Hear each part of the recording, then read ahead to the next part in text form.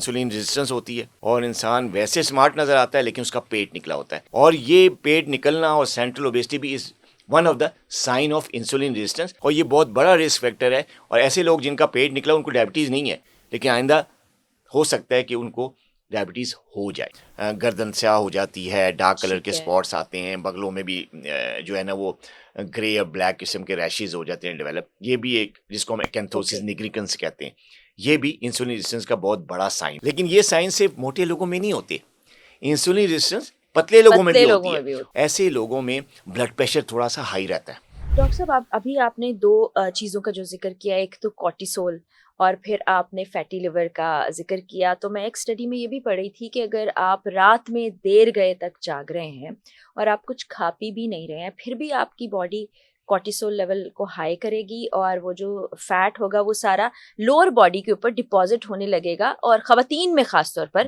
आप मोटापे का शिकार हो जाएंगे। इसमें कितनी सच्चाई है? बिल्कुल, ये बिल्कुल सही बात है और रिसर्च बेस्ड एविडेंस बेस्ड ये बात है। और होता ये कि जब नींद की कमी होती है, बेशक लोग कुछ खाते नहीं है, बस सो नहीं पाते, बस जाग रहे हैं, टीवी देख रहे हैं, बिंज वॉचिंग करते हैं आजकल। हाँ जी, टीवी देख रहे हैं या स्ट्रेस की वजह से, टेंशन की वजह से नींद ही नहीं आती, इंसोम्निया जिसे कहते हैं, नींद की कमी। तो ये सारी सूरत हाल में जो कॉर्टिसोल लेवल है वो बढ़ जाता है।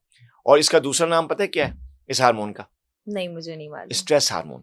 ठीक है। कॉर्टिसोल को दूसरे लफ्जों में या एक निक नेम कह लें उसका, स्ट्रेस हार्मोन। आम फहम लोगों को समझाने के लिए ये स्ट्रेस हार्मोन है। यानी जिनको स्ट्रेस होती है, चाहे और स्ट्रेस की वजह से नींद की कमी हो या ना हो, स्ट्रेस की वजह से कॉर्टिसोल लेवल बढ़ जाता है। अब ये कॉर्टिसोल क्या करता है? एक कॉर्टिसोल जो है ये जितने भी अनहेल्दी फैट है और जितना भी फैट बॉडी में है उसको लिवर पे और एडिपोज टिश्यू में पेट के गिर्द जमा करता है। ये टायर लोग कहते हैं हमारा बन गया। बढ़ गया। और उसमें ये होता है सेंट्रल ओबेसिटी, इसको हम कहते हैं मेडिकल टर्म। जो आप देखते हैं थिन लोग होते हैं लेकिन पेट निकला होता है, ये इसी कॉर्टिसोल की वजह से। प्लस वो मैंने कहा ना ग्लूकोन्यूजेनेसिस के जरिए कॉर्टिसोल फिर लिवर से भी ग्लूकोज भी बनाता है। और अच्छा, वो ग्लूकोज जब ब्लड में आता है, अब उसका मेटाबॉलिज्म तो खराब है डायबिटिक्स में, वो नहीं जा रहा सेल के अंदर, तो वो क्या करेगा? वो फिर अनहेल्दी फैट में चेंज हो जाता है, ट्राइग्लिसराइड्स बनने शुरू हो जाते हैं। और फिर वो ये जो अनहेल्दी फैट है ये जाके कहाँ स्टोर होता है? टमी में, फिर पेट निकलना शुरू हो जाता है। तो बेसिकली कॉर्टिसोल स्ट्रेस हार्मोन, इसकी वजह से भी सेंट्रल ओबेसिटी होती है और फिर इंसुलिन रेजिस्टेंस होती है और इंसान वैसे स्मार्ट नजर आता है लेकिन उसका पेट निकला होता है। और ये पेट निकलना और सेंट्रल ओबेसिटी भी is one of the sign of insulin resistance, और ये बहुत बड़ा रिस्क फैक्टर है। और ऐसे लोग जिनका पेट निकला उनको डायबिटीज नहीं है, लेकिन आइंदा हो सकता है कि उनको डायबिटीज हो जाए।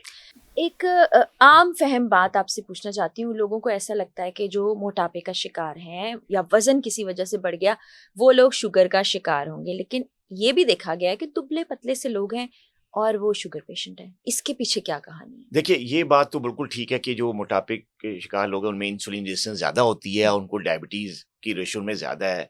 ज़ाहिर उनका लाइफस्टाइल भी सेडेंटरी होता है, वेट भी होता है।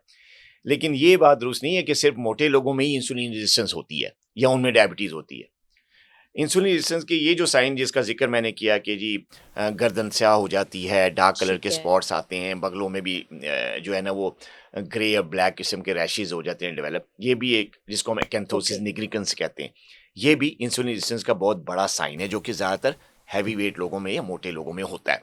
इसके अलावा मोटे लोगों में ये सेंट्रल ओबेसिटी, पेट निकल आता है, ये भी एक साइन है। डबल चीन, जिनकी चीन थोड़ी सी लटकी होती है, हम देखें ना लड़की होती है, लोग यंग होते हैं लेकिन चीन लटकी हुई, हाँ, तो ये भी एक इंसुलिन रेजिस्टेंस का एक साइन है। ये मोटे मोटे जो मेजर साइंस हैं इंसुलिन रेजिस्टेंस। लेकिन ये साइन सिर्फ मोटे लोगों में नहीं होते, इंसुलिन रेजिस्टेंस पतले लोगों में भी होती है। और ये आजकल जो है लोगों को नहीं इस बात का पता कि यार जो पतले हैं उनमें भी इंसुलिन रेजिस्टेंस होती है। वो समझते हैं कि नहीं यार मोटे लोगों में इंसुलिन रेजिस्टेंस, मेरा तो वजन इतना है ही नहीं तो मुझ में इंसुलिन रेजिस्टेंस नहीं हो सकती या मुझे डायबिटीज नहीं हो सकती। ये गलत कॉन्सेप्ट है। पतले लोगों में भी डायबिटीज होती है और उनमें भी इंसुलिन रेजिस्टेंस होती है, और उसके जो साइंस होते हैं, जो निशानियां होती हैं, अलामात होती हैं, डिफरेंट होती हैं, वो मोटे लोगों से डिफरेंट होती हैं। वो क्या होती है? वो जो पतले लोगों में सबसे बड़ा साइन ये होता है कि उनकी शुगर लेवल्स बहुत स्पाइक करते हैं।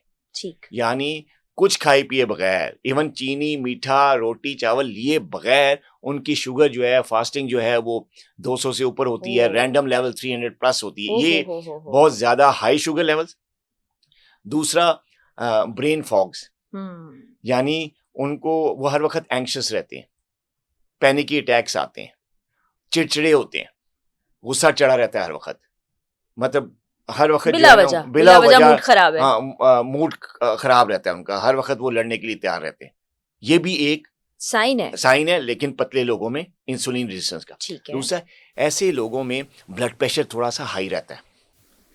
नॉर्मल ब्लड प्रेशर जो डायबिटिक्स में होता है वो हम कहते हैं कि 120/80 से किसी सूरत ऊपर ना जाए ब्लड प्रेशर, ठीक है। लेकिन ये इन लोगों का जो ब्लड प्रेशर होता है, जो थिन होते हैं और इंसुलिन रेजिस्टेंस जिसमें होती है, उनका ब्लड प्रेशर हमेशा 130 प्लस रहता है सिस्टोलिक, 80 प्लस रहता है डायस्टोलिक। और वो खतरनाक भी है, प्लस वो इस बात का साइन भी है कि इनमें भी इंसुलिन रेजिस्टेंस है, एक बात।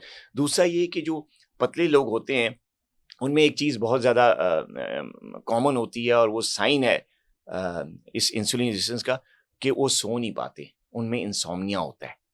वो सोते हैं लेकिन उनको नींद की दवाइयाँ लेनी पड़ती हैं, सेडेटिव्स लेनी पड़ती हैं, उनको नींद नहीं आती। तो ये भी एक साइन है इंसुलिन रेजिस्टेंस का, जो कि पतले लोगों में होता है। एक और साइन जो कि पतले लोगों में होता है, विदाउट एनी स्किन चेंज, उनके मसल ही डेवलप नहीं होते, मसल लॉस जो है बहुत ज़्यादा होता है। वो पतले दुबले होते हैं, कुछ भी कर लें उनका मसल मास वजन नहीं बढ़ता, मसल मास नहीं बढ़ता। तो ये भी एक इंसुलिन रेजिस्टेंस का साइन है कि जो पतले लोगों में पट्टे कमज़ोर से कमज़ोर होते रहते हैं, वो बढ़ते ही नहीं।